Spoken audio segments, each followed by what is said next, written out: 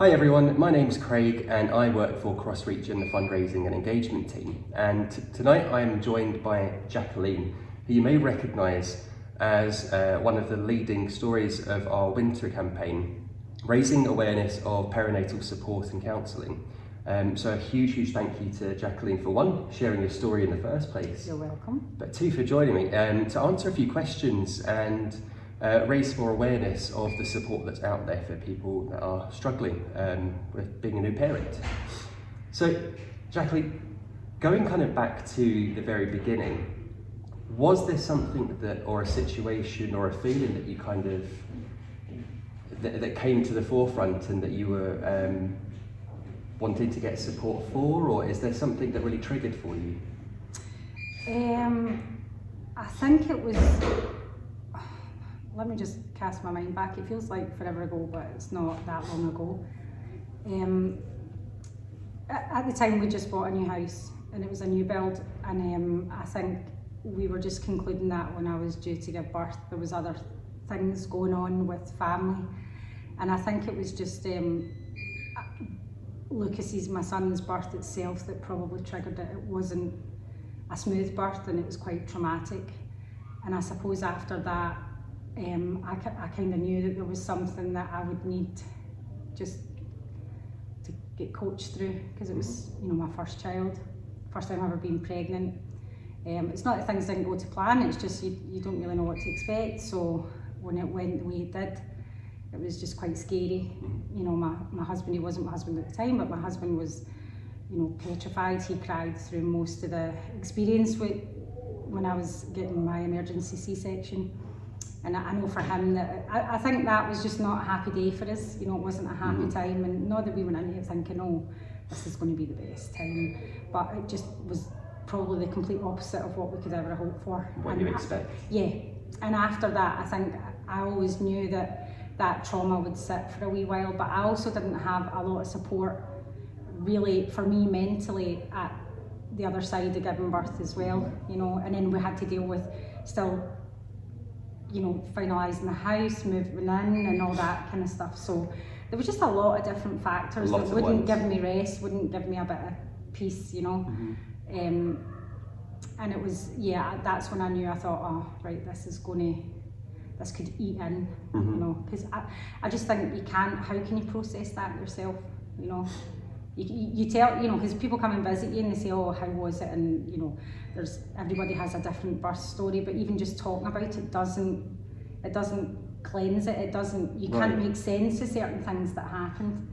You know, people can sympathise and at times empathise, but that doesn't help you. And also just being a new mum, all the hormones, the baby, the complete lack of sleep, you know, Craig, that I've told you that for me is, like it is for many people, it's just not good for me at all. You know, it really is a major thing for me, that when I go through periods and not sleeping well, that's when I don't like to use the word spiral, but that's, you know, that's how it felt. Yeah, that's how it felt. Yeah. So I know you mentioned your husband was really supportive throughout everything. And obviously you mentioned there that obviously it's a traumatic experience for him. Yeah. How was it talking to him, saying that you didn't feel quite right or you wanted to get some extra support? Well, I suppose the downside to it was that we moved in with my parents until the house was built, so 3 months, we were there for 6 months, 3 months before I had Lucas and 3 months after it, and that environment helped in some ways around Lucas, but didn't help in any way around me and what I'd went through, or what my husband was feeling as well. So it was a small house as well, so there wasn't really a lot of time. I mean, to be honest, I don't even know if we did chat about it. I'm sure we had chats, you know, but I don't think, I don't think that really happened. You're both doing the best you can. I think you just try to survive, you just try to get up, you know, there's good moments, there's other moments, and you're just, but I think to look back for him is quite painful. You know, he knows what happened. He's like that though, I suppose. I'm not going to generalise and say that all men are the same, but in that moment he was really worried, terrified, you know, he was really scared. And then after that he was so tired, he was just completely exhausted. And I think mentally for him to go back to things that happened to him is quite a struggle. Right. You know, so I suppose even if he was sitting here now and I said to him, how did you feel when that happened? he would probably say something like, yeah, that was really tough, I was really worried, but that would probably be it. Yeah. You know, because for him, he would probably think, oh, that was, you know, I guess he'll carry it in his own way, but yeah, I don't think we kind of sat and went, oh my God, that was really, you know, that was quite traumatic for everybody involved. Yeah, but he was supportive to me, you know, always has been my biggest advocate. Yeah, very lucky.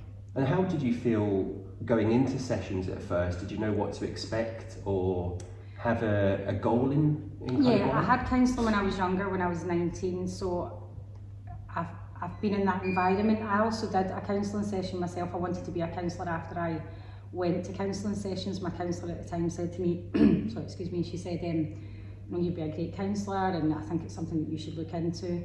And I eventually did that. I did my COSCA course, but it just never transpired into doing the diploma or anything. So I've always had that kind of advantage of having a wee bit of awareness of what to expect, or, you know, that in the prior sessions do give you that wee bit of kind of, you know, hindsight. But yeah, I don't know, it was just, it's different because it's a different thing, you know. When I went to counselling when I was 19 was for a different reason, and this is for such a different thing, and you realise it's just bigger than what you think it is, you know. So, and it's hard to say, generalise, it's not going to be the same for everyone, but were there any tools or techniques or anything that stood out to you that helped? Hard to go back. It is. Well, when I think about the 3 times that I used the service, it's different because each time I obviously had a different person that was sitting with me and listening to me, so that brings itself just a different, not so much a different approach, but a different energy. So when I was pregnant with Olivia, when I went back the second time, Chrissy, my counsellor, she just, I think we were, I don't know, I felt like she just brought a lot of calm to me, you know, and she was very much, she knew where I was at because I was doing hypnobirthing classes. I was doing everything that I could educationally as well, to read some books and listen to podcasts just to get myself to think, you know, I can't relive that again. Certain things can happen again. I didn't want to have a C-section, but I was well prepared that if that's what had to happen. But in my mind, it was just telling myself, well, it won't be the same as what Lucas's birth was. But there was still a part of me that you know, certain events happened. I can't even think of what, but I was like, oh, that happened at the same time as when I was with Lucas. So I would say to Chrissy, you know, I'm starting to draw some patterns, but she helped me just recognise that sometimes things are a coincidence as well, because things happen all the time, don't they? So she brought a lot of calmness to that, and I think I was in a more calm state when I went back when I was pregnant with Olivia, in comparison to when I first went after Lucas was born and when I last went just after Olivia was ill. So yeah, it's quite difficult because it's just 3 different, you know, it's so many, they're so different to me that I can't think, because each time for me I was in a different place. But I do remember the calmness about Chrissy, that was really, but I was so desperate the last time that I went, and Mary could see that, you know, that I, you know, I'm not saying I was like a wild animal or anything, but I was very, very, you know, I was a lot more wilder and probably how I presented, whereas when I went in with Chrissy, I feel like I was a wee bit more relaxed and I knew where I wanted to go, and she just went with me and helped me stay focused with that as well.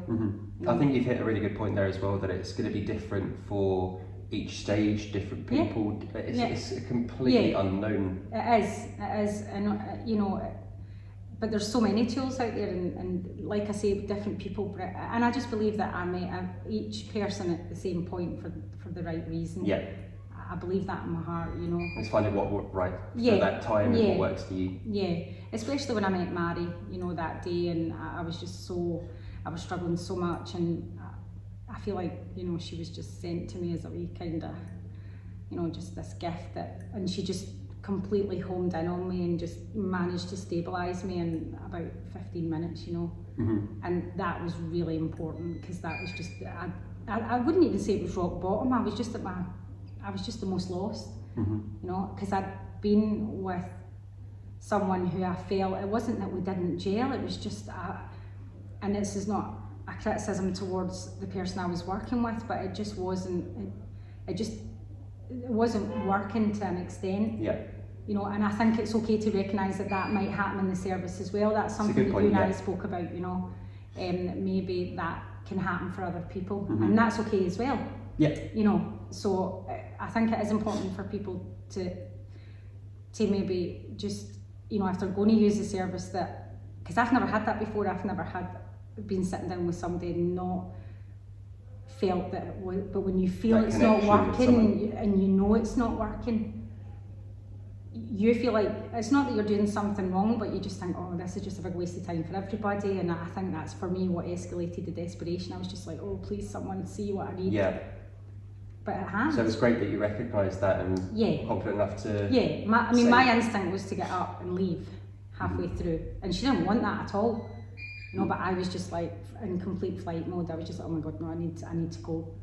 So I hope you don't mind me asking, but obviously sharing your story, it's meant talking about it all again. How has it been bringing it all up again, and not to say reliving it, but yeah, I mean, I think there is a huge part to relive it. I think you know, I'm probably going to get a bit upset talk about it now, so I'm sorry.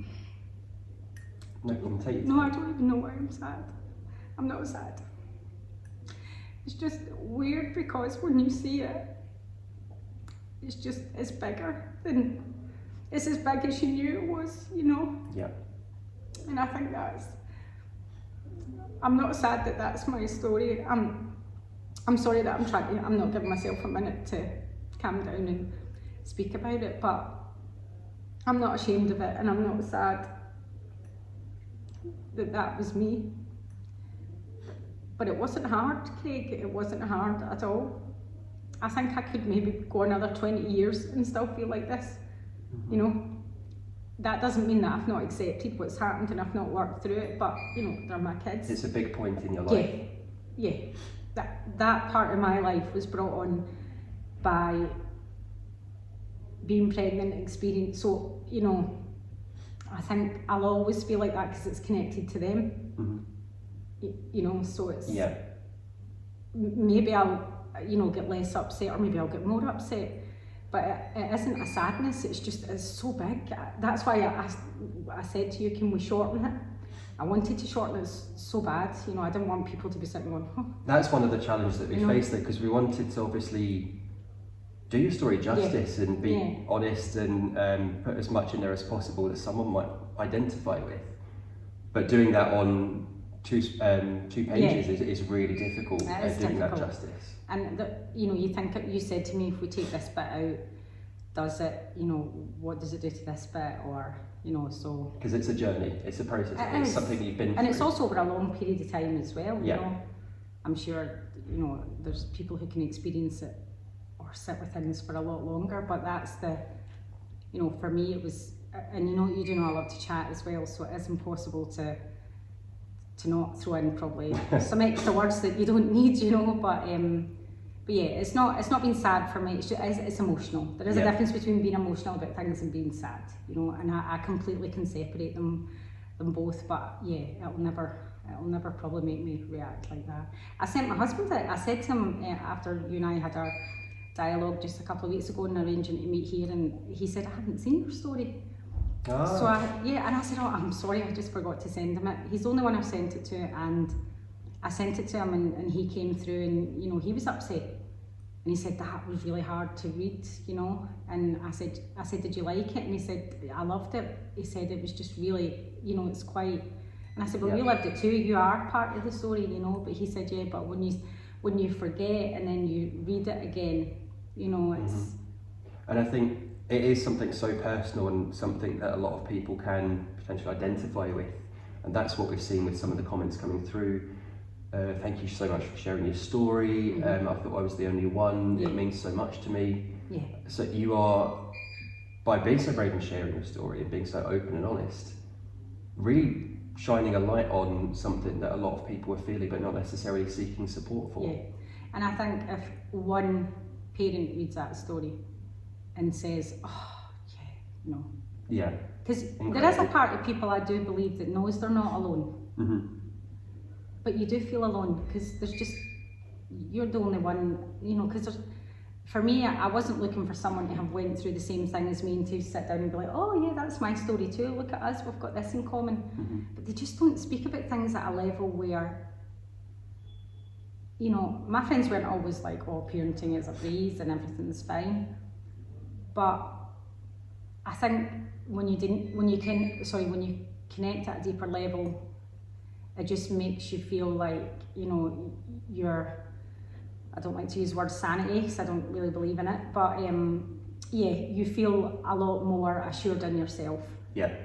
You know, that's well, hopefully these comments as well, people connecting with you. Yeah, I hope that, you know, even if somebody, it might help somebody with their own child, maybe when their children are older and they'll have kids and go through things, you know, and they think, oh, that's something. I think that mums in particular just need, you know, we need a wee bit more looking after and a wee bit more support than probably we get sometimes, because the world goes too fast and we just have kids and we get up and we get on with life. Yeah. And dads as well, you know, I've seen the impact that it can have with the dads because, you know, my husband lived it alongside me. And I think that's what's incredible as well. I mentioned to you at the beginning of how many men have really connected with your story as well. Yeah, I like that. I think that's important. You know, not everybody needs to go, oh yeah, I can relate to that. But if just one thing speaks to you, yeah, you know, nobody's story needs to be big and massive, and you don't need to have went 3 times to CrossReach, or you can go 10 or once. You know, that's the thing. It's just making people aware that everyone's own journey. Absolutely. And the support's there. Yeah, it's very unique to what you need and what you want to look for. Well, on that, if anyone was watching this and struggling at the moment, what would you say to them about seeking support and going to CrossReach potentially? I would say it's quite difficult sometimes to pick up the phone, or even just to say, you know, I think I need to speak to someone. You have to do it. You have to do it. Just do it. That'll be the best thing that you ever do. And, you know, for me, I would phone and I'd hang up. And even when I sent the email, I felt really nervous. So you emailed first of all? I remember emailing, I remember phoning, I remember emailing. I can't remember exactly what order. But I remember getting the reply and being scared to open it, you know, almost like, I don't know, like you're getting a job and you don't want to find out if you've, you know, you've not got it. But I was like, oh, I'm really scared to open that. That makes total sense. Yeah, it just, the whole nerves around it, you know. But that got easier as I went on to use the service. The second time I was like, no, I'm gonna phone them because I know that they'll help.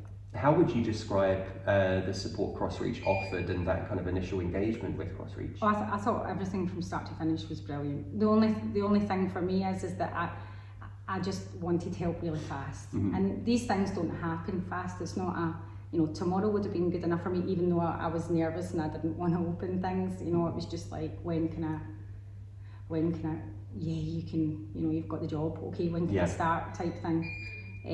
But I thought they were brilliant. I thought everybody involved was just incredible. The only thing I felt guilty about was when I went the second time, because I was pregnant with Olivia. And I was, you know, seen a bit quicker. And I thought, oh no, there's loads of people. I just jumped a queue, you know, and I said that to them, I don't want anyone to lose their place, but then they rationalise that, they explain why that is. You know, I'm 6 months pregnant, so realistically, you know, so they want to make sure that you're okay. Absolutely, put that support there, because you know, you can give birth anytime, anything, you know, so they made everything just seem like I was not doing something I shouldn't have been doing, because there was an element of that, you know. Bit of reassurance. Absolutely, doing the right complete thing. Reassurance, yeah. And even when, you know, when I went back with Olivia, and the support they had at the wee creche was just amazing. The girls were lovely. I thought the facilities were perfect. Olivia was only a baby, but she loved it, and they loved just hugging her and all that. You know, they were just great. They were just so happy to see her, just like, because she was the weeest one. You know, she was only a couple of months old, and she was just the smallest one that was there. So they were just not fighting over her. they were happy to see her when we turned up. But yeah, I think from from start to finish. There's just complete support. That's my experience. And how are you doing now? Yeah, I think I'm doing okay. Yeah, I have my moments, but the moments are not the moments that I had. So, you know, I struggled a bit with intrusive thoughts, but I've realised that I was speaking to my friend about this last week. She was over to see me and we were talking about intrusive thoughts, and I thought I didn't have them now, but now I realise that I do have some, but they're just not they weren't the ones that I felt like were destroying me. You know, so yeah, I feel like, I don't know, I feel like I'm at a point now, my kids are getting a wee bit older as well, and I think that's some of that helps. I mean, they're not older, they're only 6 and 3, so they're Sleeping? still wee. Let's not go there today. Let's not go there. But yeah, my boy sleeps well, my daughter not so well. But yeah, I think I'm just at a point where I've accepted certain things, and I'm like, you know, but I'm really, really at peace. How I can explain that and how I can word it, I don't know. And that's only getting better for me. And I think there's loads of factors about that, you know. I don't live in Scotland, I live in Spain, and all my friends and my family are in Scotland, they're here. So I always feel like half my heart's here, but had I moved away I couldn't have coped with that. You know, I feel like I left Scotland at a point when I was at the best I could be, but then when I moved away, I got better.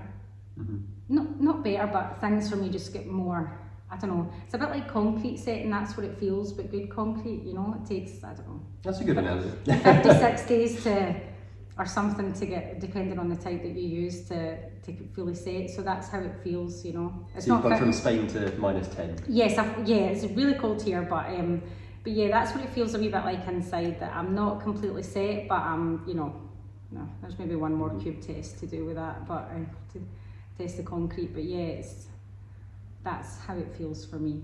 Well, it's been absolutely incredible working with you on this campaign, and thank you. You sharing your story and seeing the comments, and obviously you've raised a huge amount of money. I still don't believe that. I'm still a bit, I know, honestly, I was so gobsmacked, so thank you. If anybody is watching this, thank you to everybody and anybody who's ever donated, even if it's a penny.